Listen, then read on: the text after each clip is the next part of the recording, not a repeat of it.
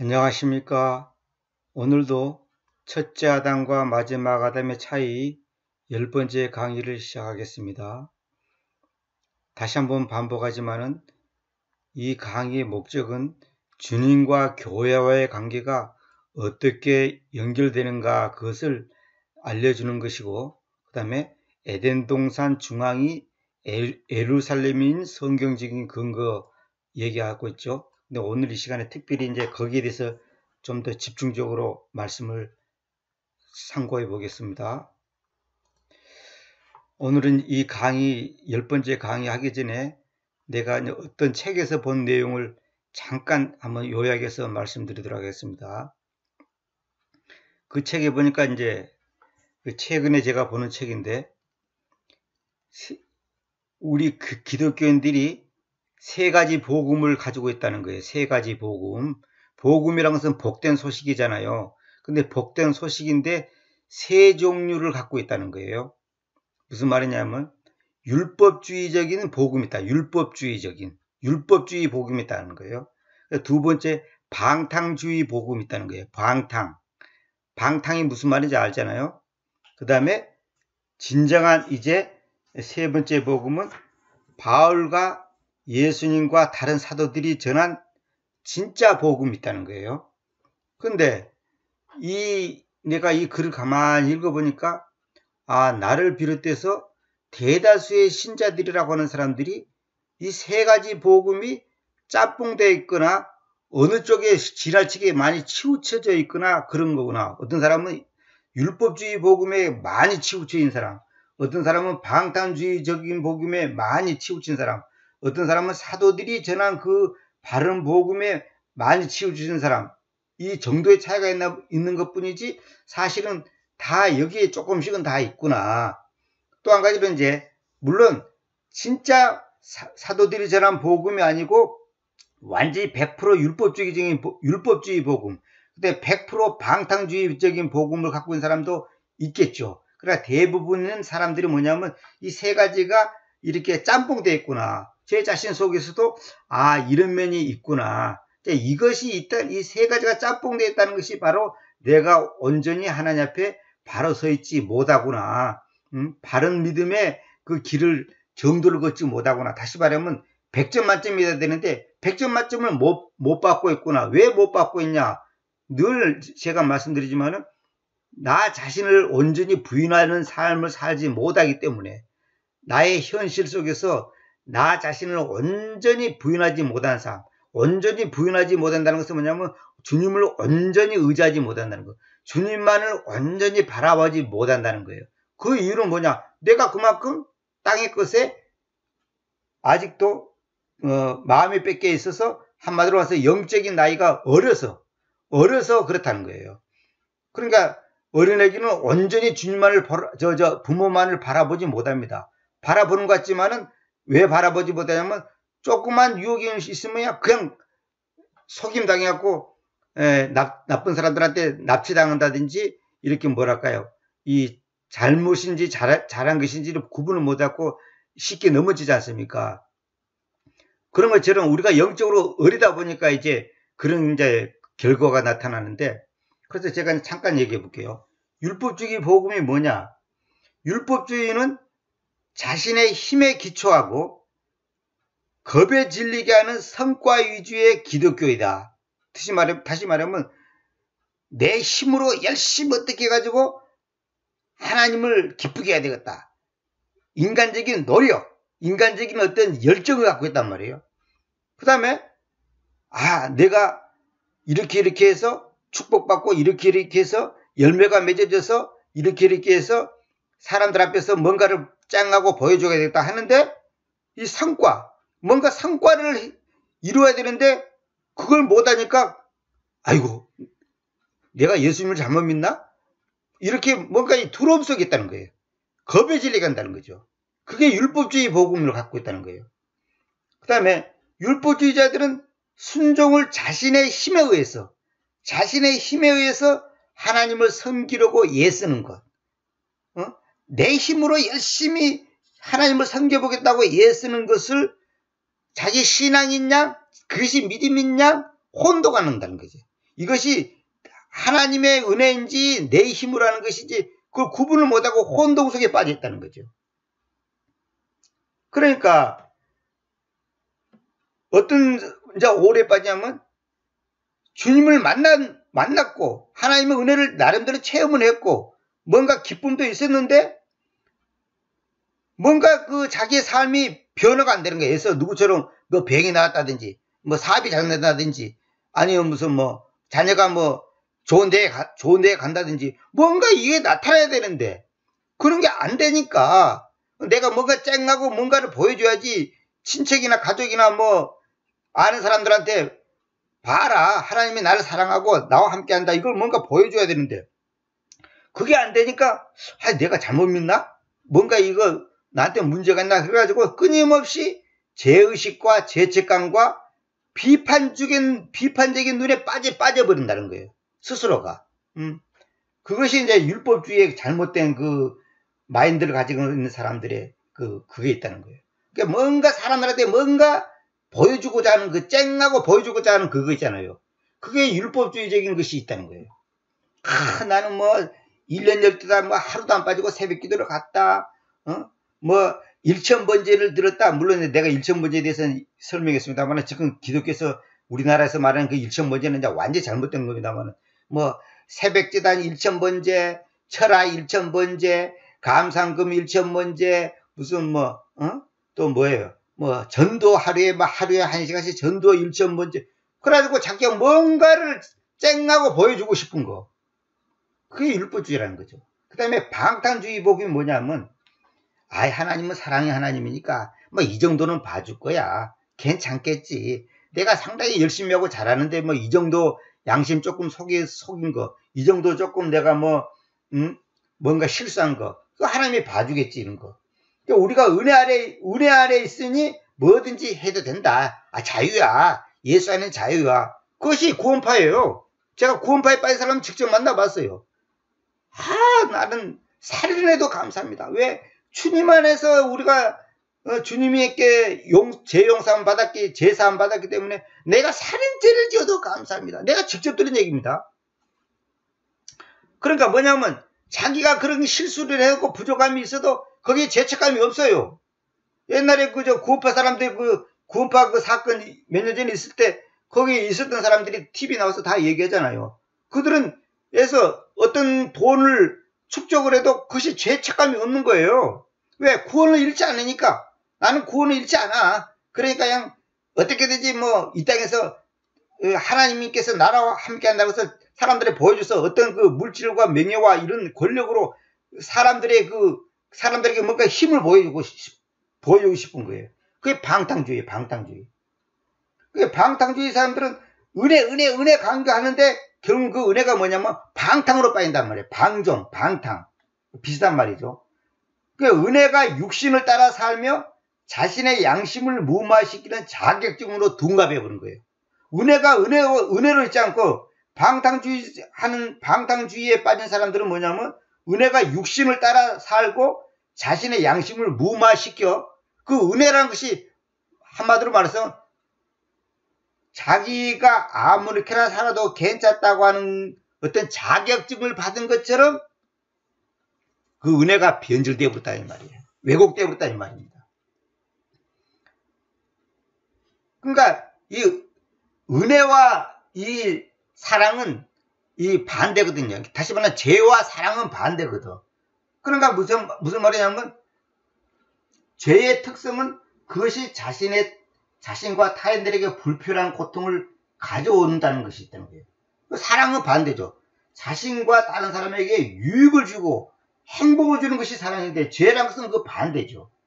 그래서 요약하자면 방탕주의자들은 마치 하나님이 계시지 않은 것처럼 살아가고 율법주의자들은 다른 사람들에게 자기가 하나님 노릇을 하고 살아가는 거예요.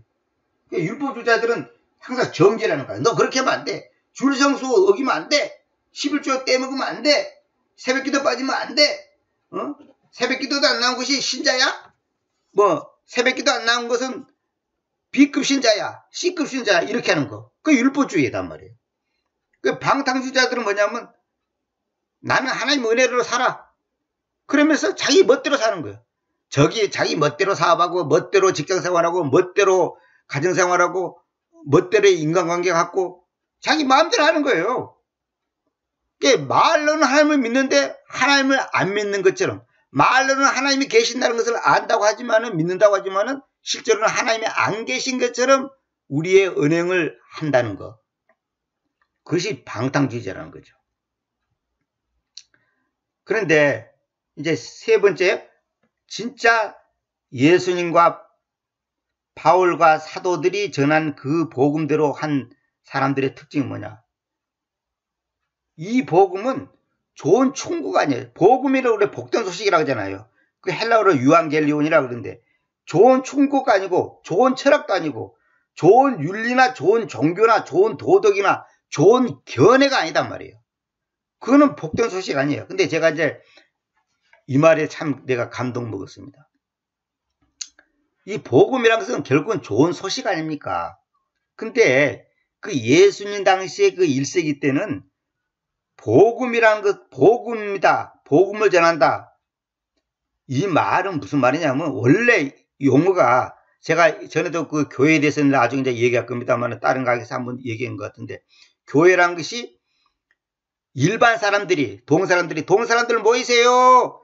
회의가 있습니다. 알려줄게 있습니다. 해서 사람들이 모이는 거 있잖아요. 그 집회를 하자, 집회. 회중이 이렇게 모여서 있는 집단. 그것이 교회단 말이에요. 그것이 원래 그 세상 사람들이 쓰는 용어예요. 모이세요. 우리가 할 얘기가 있습니다. 무슨 일을 할 겁니다. 이렇게 각자 자기 집에서 다 나와서 어느 한 장소에 모인단 말이에요. 회의를 하든지 뭐 일을 하든지 뭘 하기 위해서 모이는 거예요. 그 모이는 무리가 뭐냐면 회중이에요. 회중. 그 회중을 성경에서는 교회라 그래요. 제가 이제 앞으로, 제가 옛날에 교회란 무엇인가 5번째까지 강의했는데, 지금 6, 7, 8번째 지금 강의라고 준비 다 해놨습니다만, 이 강의 끝나면 제가 하려고 합니다. 그 교회란 뜻이, 그 사에서 쓰는 용어가 바로 우리 기독교라고 하는 이 복음을 믿는 사람들한테 들어와서, 이제 이것이 원래 우리가 쓰는 교회라는 것은 그게 아니라 세상으로부터 나와서, 다시 말하면 죄로부터 나와서 예수 안에 들어오는 거, 예수 안에서 하나의 몸을 이루는 거, 그게 교회단 말이에요. 그런 것처럼 이 복음도 1세기 때는 이런 뜻이었답니다. 로마 제국에 새로운 황제가 등극했다는 그 좋은 소식을 알리는 것을 그 당시에 유앙겔리온 복음이라 했다는 거예요. 야, 나 이거 이번에 이거 처음 알았어요. 그러니까 로마 제국 시대 때는 새로운 황제가 이제 등극했습니다. 옛날 황제가 죽었거나 그래서 죽임을 당했거나 아니면 병들어 죽었거나 하면 이제 그 새로운 황제가 등극할까? 그러다 보니까 그것을 알리는 소식, 그게 복음이라는 거예요. 그래서 제가 전에 강의 중에 그 얘기했죠. 관광이란 말이 우리말에도 마찬가지예요. 관광이란 말이 뭐냐면 볼관자 빛광자거든요. 빛을 본다는 거예요. 그럼 관광이란 말이 뭐냐? 관광 간다. 옛날에 관광 간다. 이 조선시대 때 이런 말이다. 관광 간다. 그 관광 간다는 말이 무슨 말이냐면 빛을 보러 간다는 뜻이에요. 그 빛이 뭐냐? 임금입니다. 임금. 왕을 말한 거예요. 그러니까 왕이 궁궐에서 나와서 행차를 할 때, 중요한 일이 있을 때 이제 행차를 하잖아요. 이제 수천 명, 수만 명을 데리고 이제 행차를 한단 말이에요. 그럼 그 행차할 때 그것이 얼마나 구경거리가 되겠어요. 그래서 일반 백성들은 왕을 볼 수도 없고, 그런 행차를 본다는 것은 평생 한두 번 있을까 말까 하는 일 있잖아요. 그 임금을 보러 가는 것, 임금이 지나갈 때 그 먼 발치에서 임금을 보는 것이 관광이에요. 빛을 보는. 빛이 누구냐? 임금이단 말이에요. 왕이단 말이에요. 그와 마찬가지로 그것이 오늘날 우리는 어떻게 이제 관광이라는 뜻이 이제 이용되냐면, 좋은 데 구경하는 거. 내가 안 가본데, 이제 멋있는데, 그런데 이제 구경 다니는 것을 이제 관광이라고 그랬잖아요. 그래서 제가 이제 저한테도 그런 책들이 몇십 권 있습니다만, 유대인들의 풍습, 유대인들의 복음에서 말하는 어떤 그 표현들이 그 당시 유대인들은 어떤 의미로 쓰였는가, 왜 이런 표현을 썼는가, 왜 이런 예화를 들었는가, 그리고 유대인들의 풍습이 있어요. 그 언어의 배경이 있어요. 그걸 잘 알아야 돼요. 그걸 모르면 완전히 오해를 해버린 거예요. 그래서 제가 이제 강의 중에 이제 그런 걸 항상 다 참고해서 이제 강의합니다만은, 이제 앞으로 제가 이제 동물, 식물, 산, 그 다음에 지명, 인명, 이런 것이 어떻게, 왜 그런 말을 썼는가, 왜 그런 단어를 썼는가, 그걸 지금도 이제 조금씩 할 겁니다만, 앞으로 그런 걸 계속 해야 되겠어요. 근데 왜냐하면 그래서 하나님께서 사람을 흙으로 만들었다고 그랬잖아요. 근데 정확하게는 흙가루로 창조했다고, 이제 조성했다고 그랬잖아. 사람을 조성했다, 흙가루로. 그럼 왜 흙가루로 했냐? 에서 막말로, 나무로 갖고 사람 만들 수도 있잖아요. 돌로 갖고 만들 수도 있잖아요. 아니면 금으로 만들 수도 있잖아. 아니면 말로 그냥, 야, 아담아 만들어져라. 그래갖고 아담은 그냥 말로만 할 수도 있잖아요. 근데 왜 흙가루로 만들었냐 이거예요. 그게 다 이유가 있는 거예요. 그러니까 그런 걸 앞으로 제가 좀 더 이제 구체적으로, 물론 옛날에도 강의 중에 그런 얘기를 조금씩 다 언급했습니다만, 이제 좀 더 구체적으로 그런 얘기를 하려고 마음먹고 있습니다. 예를 들어 또 이제 이거요. 왜 이분을 갖다가 이제 갈비뼈로 만들었냐 이거요. 그냥 이분도 흙가루 만들든지 아니면 아담한테서 세포를 하나 떼가지고 그냥 만들 수도 있는데 왜 갈비뼈로 했냐 이거예요. 그것도 다 이유가 있는 거예요. 그와 마찬가지로, 하여튼 제가 얘기가 좀 벗어났습니다만은, 복음이 뭐냐? 새로운 황제가 등극했다는 그 좋은 소식을 백성에게 알리는 것이 복음이었다는 거예요. 복음이라는 단어가 그렇다 그 말이에요. 그래, 전령들이, 사람들이 알려주는 사람을 전령이라고 하잖아요. 전령들이 나가서 평화와 구원과 축복의 새 시대가 도래했음을 백성에게 알려주면서 좋은 소식을 선포한다는 거예요. 그게 유앙겔리온이에요. 그게 복음이에요. 그래서 그들은 백성들에게 새로운 황제 앞에 무릎을 꿇고 엎드려 경배하라고 외치다가. 그래서 이거야. 우리도 사극 보면 그잖아요. 물러거라! 그잖아요. 높은 사람이 지나가면, 물러거라! 전하께서 가신다! 아니면 영의정께서 가신다! 무슨 대감께서 가신다! 해서 하인들이 물러거라! 그랬잖아요. 임금이 갈 때는 어떻게, 나팔을 불고, 그냥 말을 타고 먼저 병사들이 가서 길을 정도를 하고, 백성들을 정도를 하고, 혹시나, 나쁜 놈들이 없나 싶었고요. 여러분 몰라서 그렇지요. 제가 역사를 공부를 해보니까, 조선시대 때 왕이 한번, 출동을 하면요. 최소한 몇천 명에서 몇만 명이 움직여요. 몇천 명에서 몇천 명, 하여튼, 아무리 적어도 몇천 단위가 움직인다고. 왜? 경호하는 병사들이 미리 다 하고, 옛날 조선시대 때도 역사를 공부를 해보면, 높은데 왕이 지나오기 전에 먼저 높은데 올라가고 말을 타고 병사들이 다 주변을 살피는 거예요. 혹시 멀리서 누가 활을 쏘지 않나, 누가 숨어서 무엇을 하지 않나, 미리 다 점검을 하고, 오늘날 대통령도 마찬가지예요. 헬기가 먼저 지나가서 다 살피고, 하여튼 엄청난 경호를 하는 거예요. 우리가 TV에서는 잘 몰라서 그렇지. 오늘날은 이제 많은 경우로 다 보잖아요. 근데 그 당시에는 이제 사람이 눈으로 다 미리 본다는 거예요. 그래갖고 벌써 수백 미터, 벌써 수 킬로 전방부터 다 미리 이렇게 주변을 살피는 거예요. 혹시 멀리 어디 숨어서 활을 쏘지 않을까, 이런 거 있잖아요. 그런 것처럼, 물러거라, 왕께서 나가신다, 임금님 전하께서 가신다, 이렇게 외치는 것처럼, 그 당시 1세기 때도 로마 시대 때도 황제가 등극했다는 소식을 알 때 사람들한테 막 선포한다는 거예요. 새로운 왕이 이제 등극했다.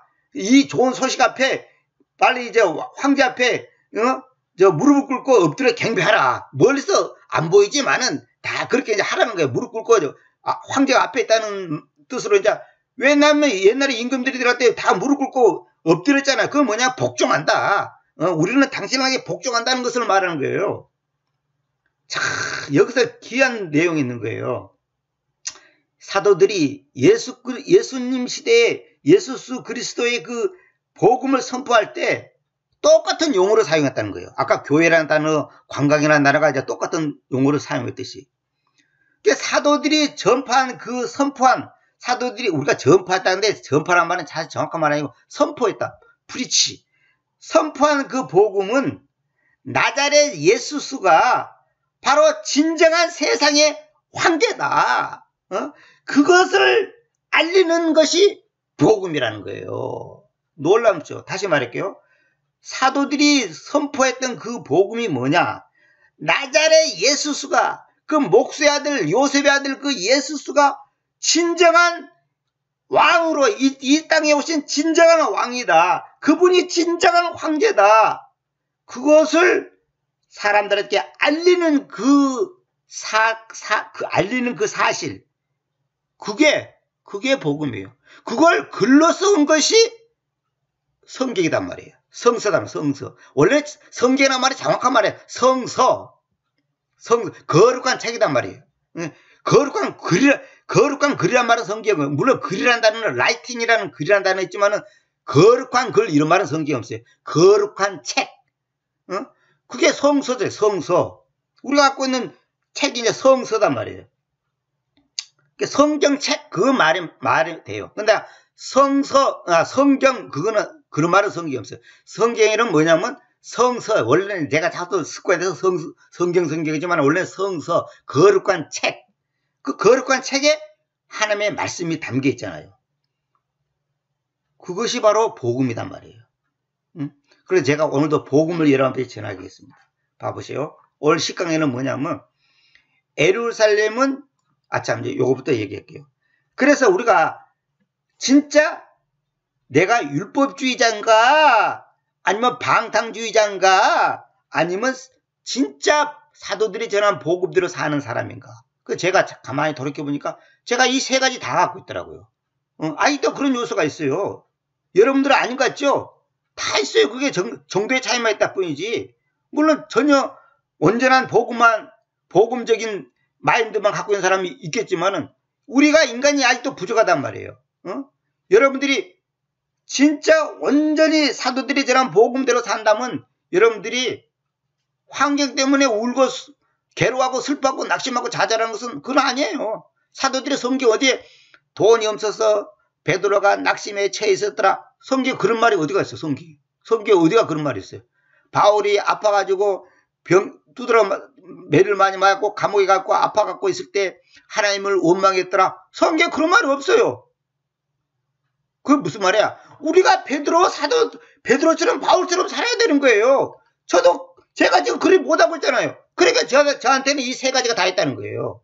복음도 있는데 방탕주의적인 것도 있고 율법주의적인 것도 있다는 거예요. 뭔가 남한테 보여주고 싶고, 어떤 거는 내 마음대로 살고 싶고 이런 거 있잖아. 그게 다, 이것을 하나님 앞에서 온전히 우리가 바로 서지 않으면 큰일 난다는 거죠. 이 정도만 얘기할게요, 제가. 그래서 오늘 이제 10강에는 이 얘기 봅시다. 예루살렘은 주님께서 영원히 쉴 곳이고 거주할 곳이다. 천년왕국이나 새하늘과 새 땅에서도 그렇다.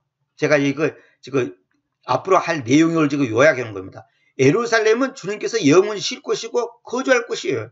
천년왕국이나 새하늘과 새 땅에서도 그렇다는 거예요. 무슨 말이냐면, 지금 이 땅에서 우리가 신앙생활 하는 것은 다 모형입니다. 유대인들이 그 황야에서 그 성막, 우리가 성막이라 하지만 이제 장막, 킹제임스는 타버너클 장막이라고 하고 텐트라고도 해요. 텐트. 두 가지를 같이 씁니다. 번갈아 가면서. 그 장막을 만드는 거, 그 장막이 뭐냐면, 그 히브리서에 다 있잖아요. 하늘에 있는 것의 모형이에요, 그것이. 다 하늘에 있는 거예요, 하늘에.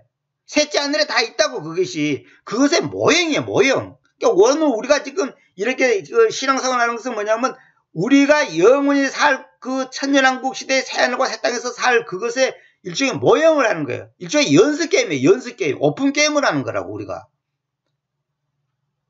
그것을 이 연습게임을 잘 하는 것이 바로 우리가 본 게임에 들어가서 우리의 영적인 그 레벨 수준이란 말이에요.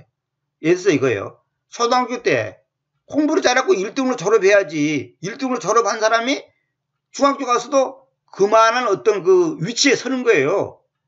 그럼 꼴등으로 졸업하면 그 사람은 중학교에서도 꼴등의 위치에 서는 거예요. 뭐 거기 가서 또 노력에 따라서 다르지만은. 그러니까 우리가 여기서 어떻게 하냐에 따라서 우리의 위치가 달라지는 거예요. 그러니까 여러분과 제가 영원히 살아야 될 그 천연한 그 새하늘과 새 땅에서 어떤 위치에 설 것인가? 그것이 여러분과 현재 제가 주님 앞에 살아가는 그 모습이 결정하는 거예요. 봐봐요. 그래서 제가 이제 이 강의 얘기했잖아요. 첫 번째 아담이 가져다 주는 것은 뭐고, 마지막 아담이 가져다 주는 것은 무엇이다.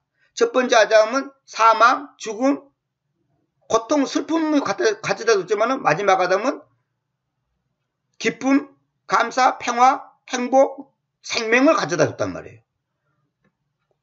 그것을 지금 제가 얘기하는 거예요.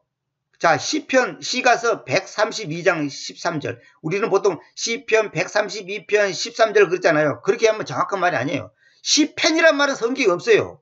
싸움이란 말이에요. 영어로 싸움이란 말은 시가, 이게 뭐랄까, 노래 가사, 이게 노래 가사를 시로 쓴 게 아니잖아요. 노래 가사가 되면 시잖아요. 이게 시가단 말이에요. 시가. 싸움이라서 시가. 그 전체가 시가서 그러잖아요. 시가서 132장 13절. 왜냐하면 주님께서 지온을 선정해 오셨기 때문에. 이 지온이라는 말은 사실 이제 제가 원래 히브리 발음 그대로 하려다가 그냥 이렇게 썼습니다만은 요즘 사람들이 이제 시온, 지온 그러잖아요. 원래 히브리 발음은 찌온입니다. 찌온이라는 것은 뭐냐면 성경에 보면 시온이 있고 찌온이 있어요. 근데 같은 건데 지온은 주로 어떤 의미로 쓰이냐면 지리적인 것을 강조할 때. 근데 시온은 사상적인 거. 뭐랄까, 왜 이런 거 있잖아. 시오니즘 거잖아. 시오니즘이란 뭐냐면 이스라엘의 그 독립과 그 이스라엘의 민족주의를 갖다가 나타낼 때 그 민족주의 사상을 나타낼 때 쓰는 말이에요. 시오니즘. 근데 지온을 선정했다. 이 지온이 뭐냐? 이거 예루살렘을 말한 거예요. 결국은. 지온을 선정해 오셨기 때문에 그분께서 자신의 거처용으로 그곳을 갈망해 오셨다. 자신의 거처용. 그러니까 주님께서 거주할 곳이 뭐냐? 예루살렘인데 그 예루살렘이 지온이에요. 지온. 자, 이게 정확히 나와 있잖아요. 그 다음에 봐봐요. 14절에 보면 이곳은 영원히 나의 안식이다. 여기서 내가 거주하겠으니 왜냐하면 내가 그곳을 갈망해 왔기 때문이다. 하나님이 갈망해 온 우리가 그랬잖아요. 나는 제주도 살고 싶어. 나는 강남에 살고 싶어. 그랬잖아요. 그것이 자기가 원하는 것이에요. 왜냐하면 거기 살면 자기가 더 좋을 것 같으니까 여러 가지 이유가 있겠죠. 근데 주님은 예루살렘에 거주한다는 거예요. 지온에서 살겠다는 거예요. 이건 뭐냐? 이 지온이, 예루살렘이, 다시 말하면 이스라엘 땅이 영원히 우리가 앞으로 살 곳의 모형이단 말이에요. 실제로 나중에 천년왕국 시대 주님께서 와서 그곳에 삽니다. 왕으로서. 지금 왕으로 오신 주님을 갖다가 그냥 배척해 버렸잖아요. 그래서 복음을 거절했다는 말은 뭐냐면 예수님을 거절했다는 말이고 예수님을 거절했다는 것은 바로 복음을 부인했다는 거예요. 그래서 여기 나오죠. 모리아 땅은 솔로몬 성전, 또 주님의 죽음과 부활, 승천과 재림을 위한 곳으로. 모리아 땅이 뭡니까? 아브라함이 이삭을 바친 장소 아닙니까? 그곳은 솔로몬 성전을 예표하는 앞으로 솔로몬 성전에 설 곳이고 주님의 죽음과 부활을 알릴 곳이고 승천과 재림을 위한 곳으로 새 에덴을 위하여 아브라함 때부터 계시된 곳이다. 그걸 내가 이제 입증하겠습니다. 그 계시록 21장 9절부터 22장 5절까지 보면 예루살렘은 계시록의 3분의 2 이상을 차지한다.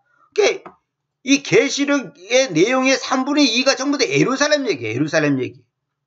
자, 보자. 여기 결정적인 구절 나옵니다. 제가 옛날에 히브리 배울 때도 요 구절이 나와가지고 이제 우리가 참 히브리를 배울 때도 놀랬습니다만은 창세기 22장 2절에 보면 그러자 그분께서 말씀하셨다.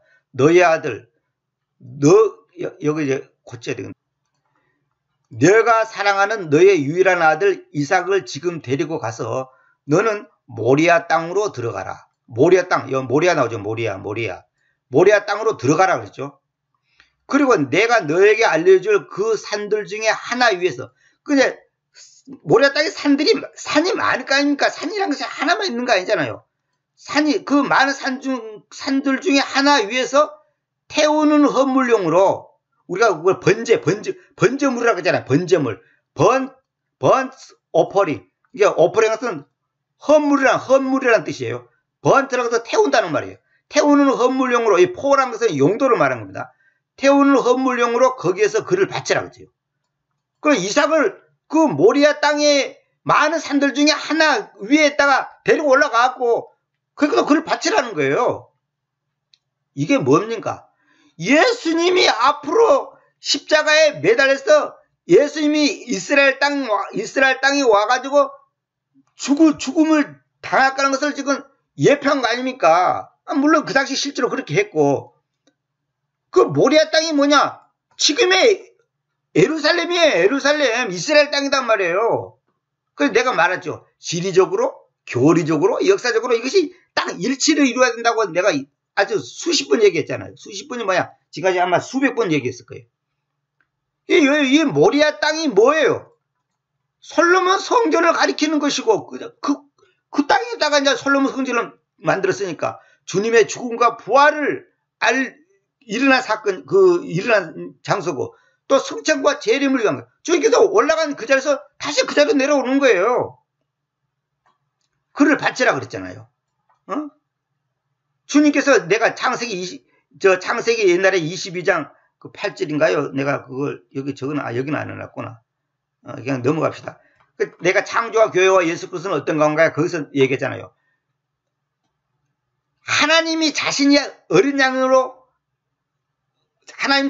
양이 되어가지고 죽임을 당한 그 사건이 창세기 22장 8절에 있잖아요. 그 제가 제 강의를 들어본 분 아실 겁니다. 근데 여기 보면 이제 중요한 게 나옵니다. 요거 이제 결정적인 증거예요. 창세기 22장 14절에 보면 그리고 아브라함이 저 장소의 이름을 예호바 이레라고 불렀어요. 예호바 이레. 예호바. 우리가 보통 여호와 그러잖아요. 근데 킹제임스 성경은 이걸 정확하게 제호바가 아닙니다. 예호바 이레. 이레란 말은 뭐냐면 우리가 볼 때 여호와 이레 그러면서 복음성 같아 여호와 이레 그러잖아요. 이레란 말은 뭐냐면 보인다는 것이 보인다.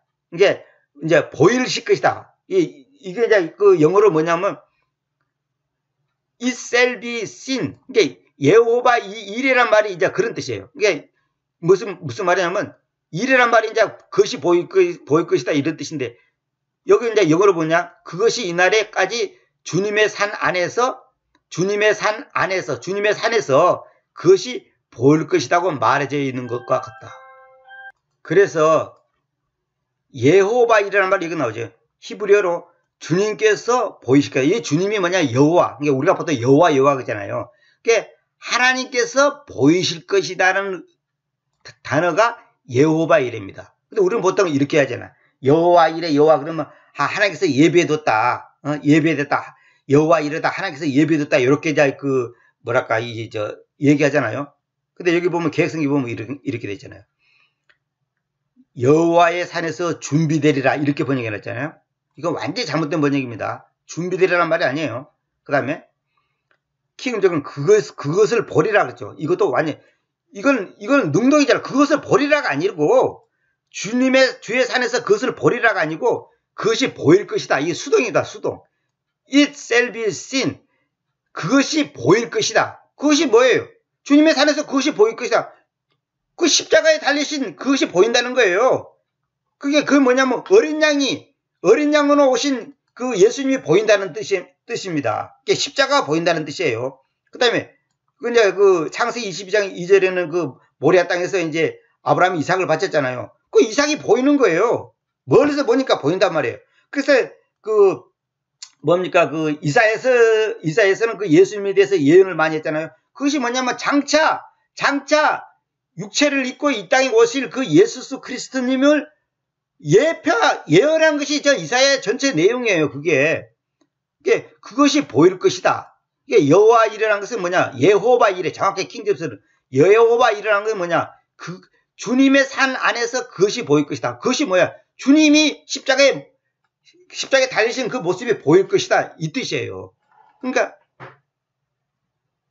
창세기 22장 14절하고 창세기 22장 2절이 이거 이제 같은 의미로 이게 연결된단 말이에요. 이건 1절부터 쫙 얘기하면 이제 좋은데 이제 제가 이제 다 상략하고 지금 간단히 보여주지 않습니까? 그래서 여기 보면 모리아 땅이라는 것이 뭐냐면 갈보리 산.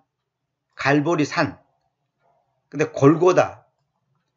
주님께서 달리신 곳 이렇게 내가 적어놨죠.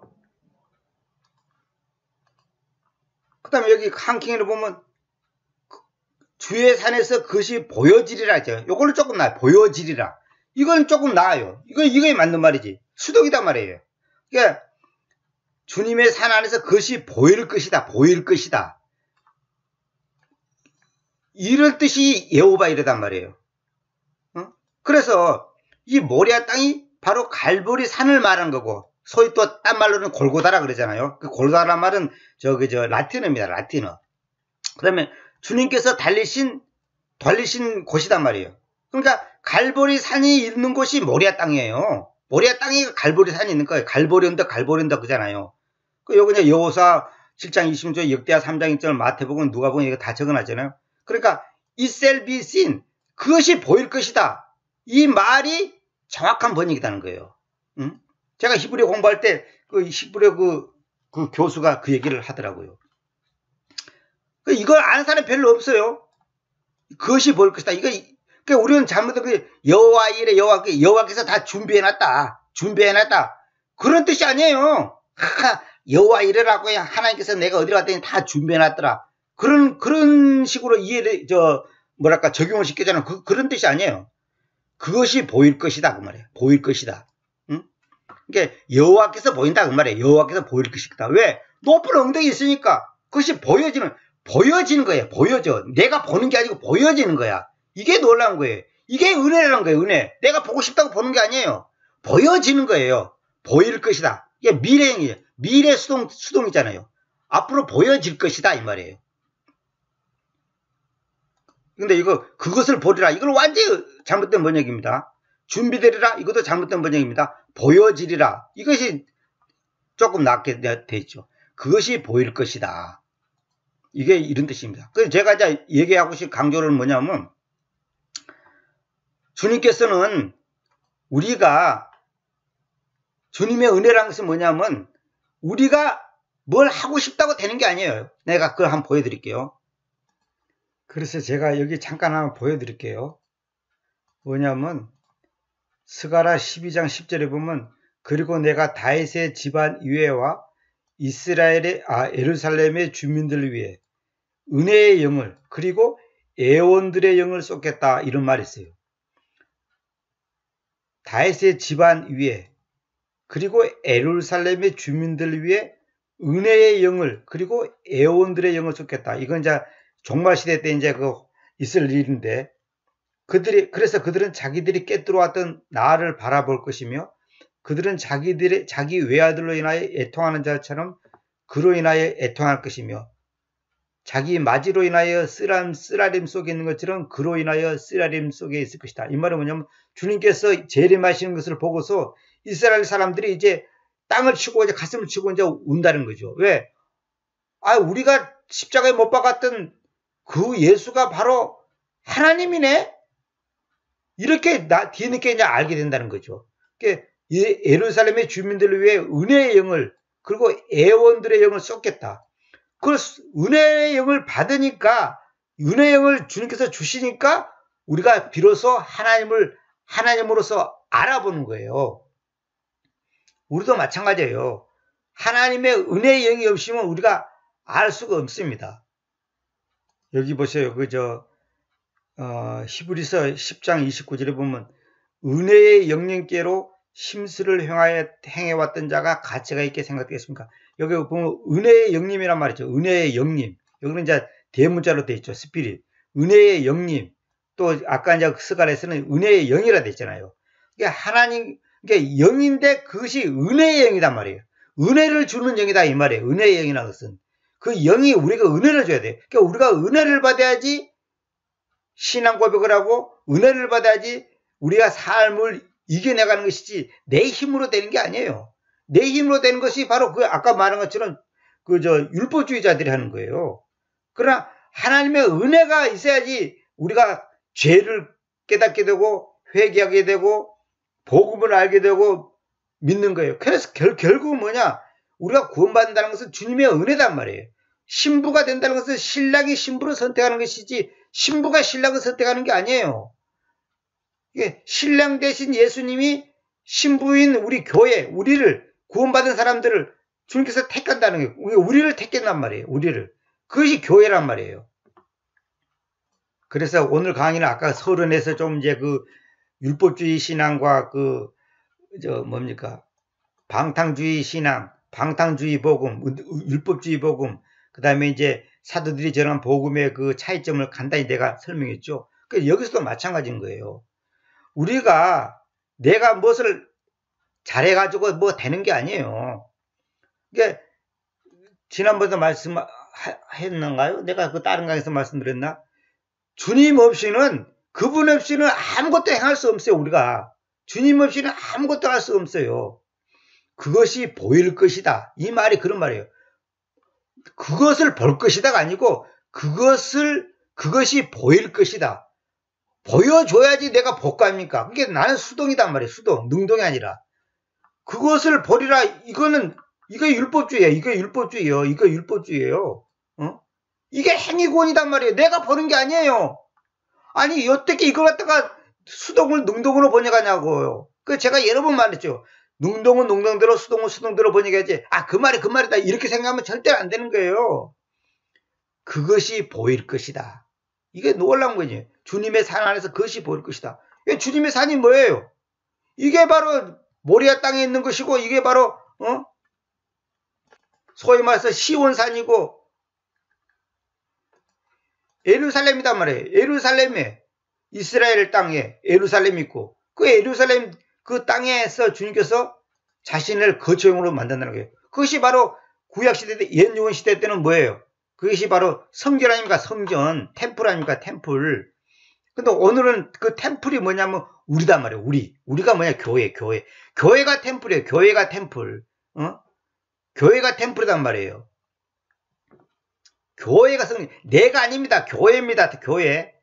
개인이 아니라 구원받은 자들, 부름받은 자들, 히브리서 9장 15절 있는 것처럼 불리워 있는 자들, 부름받은 자들. 그래서 제가 앞으로 이제 교회를 갖다가 부름받은 자들이라고 지금 바꾸려고 지금 생각하고 있습니다. 교회를 사람들이 전부 다 건물을 교회라고 그래. 건물은 교회가 아니에요. 저기 마귀가 전부 속였고 사람들한테 교회 간다, 교회 다니냐, 교회 다닌다, 교회 간다, 이런 말도 다 어폐가 있는 말이죠. 그건 모순된 말이죠. 교회당에 간다, 이건 말이 되죠. 교회 간다가 무슨, 그게 말이 됩니까, 그게? 그리고 목사들이 제일 많이 잘못 실수하는 것이 복음을 증거한다, 말씀을 증거한다는 말은 성경에 없어요. 증언한다지. 증거는 동사가 없는 거예요. 우리말에 증거라는 말은 동사가 없어요. 명사만 있는 거예요. 그런 걸 정확하게 좀 해야지 그 의미가 전달이 정확하게 되지.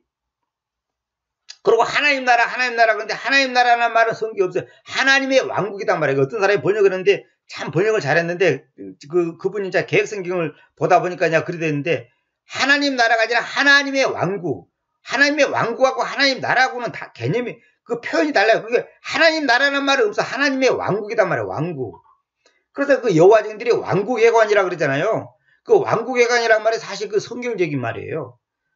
그러니까 우리 개신교 사람들은 이제 자라보고 놀란 사람 소뚜껑 보고 놀란다고, 왕국 그러면 여호와 증인인가 이렇게 해서 그 왕국이란 표현에 대해서 상당히 그 거부 반응을 일으키고 그냥 부정적인 시각을 갖고 있는데, 그게 아니에요. 왕국이다, 왕국. 왕국이 뭐예요? 왕이 통치하는 나라가 왕국 아닙니까? 뭐 국회가 하고 뭡니까? 뭐라 그러죠? 내각제 뭐 민주주의 이런 거는 아니에요. 성경은 독재입니다. 독재. 하나님은 독재자예요. 독재자. 어떤 독재자? 선한 독재자란 말이에요. 악한 독재자가 아니라. 그래서 왕국이에요. 왕국. 하나님은 이 땅에 왕국을 세운단 말이에요. 그 왕국이 나중에 이제 셋째 안 내려가면 이제 진짜로 있죠. 우리는 그래서 히브리서에 있는 것처럼 그 왕 같은 제사장이 아니라 왕가의 직무자, 왕의 집안, 집가자, 왕의 집안의 직무자단 말이에요. 우리 개인이 다 직무자였지. 직무자를 이제 개혁성경은 왕 같은 제사장 그려놨잖아요. 그것도 틀린 말이고 왕가의 직무자 이렇게 해야 됩니다. 오늘은 내가 여기까지만 하겠습니다. 자꾸 얘기하다 보니까 이제 복잡하게 이제 나갔는데, 이건 제가 다른 곳에서 다 말씀드렸던 얘기인데, 오늘은 이제 창세기 22장 14절 주님의 산 안에서 그것이 보일 것이다. 이거 굉장히 중요한 말. 여호와 이르라는 것이 우리가 계획성에서 하는 것처럼 준비되리라. 뭐 여호와 이래. 그러니까 하나님께서 다 준비됐더라. 그런 말이 아닙니다. 그걸 아시기 바랍니다. 그럼 결국은 뭐냐면 마지막 아담이신 예수 그리스도님께서 오셔서 우리에게 당신의 구원의 구원의 그 사건을 우리에게 다 보여줬단 말이에요. 그러니까 우리는 그게 보이는 거예요. 그러니까 그것이 보인다는 것은 뭐냐? 은혜를 받았다는 거예요. 은혜가 있어야지 보이는 거예요. 뭐 보고 싶다고 보고 뭐 눈 좋다고 보는 거 머리 좋다고 보고 똑똑하다고 보는 게 아니라 그래서 은혜가 없으면 안 된다는 거예요. 그래서 아까 내가 말했죠. 은혜의 영이란 말을 썼죠. 은혜의 영. 은혜의 영이 있어야 됩니다. 은혜의 영. 응? 은혜의 영을 그리고 예언들의 영을 쏟겠다. 이렇게 하지 않으면 우리가 절대 주님을 알아볼 수 없고 죄를 깨달을 수가 없는 거예요.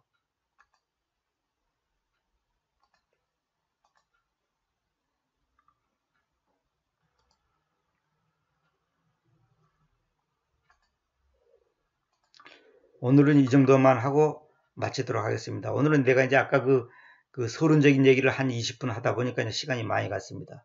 오늘은 여기까지만 하겠습니다.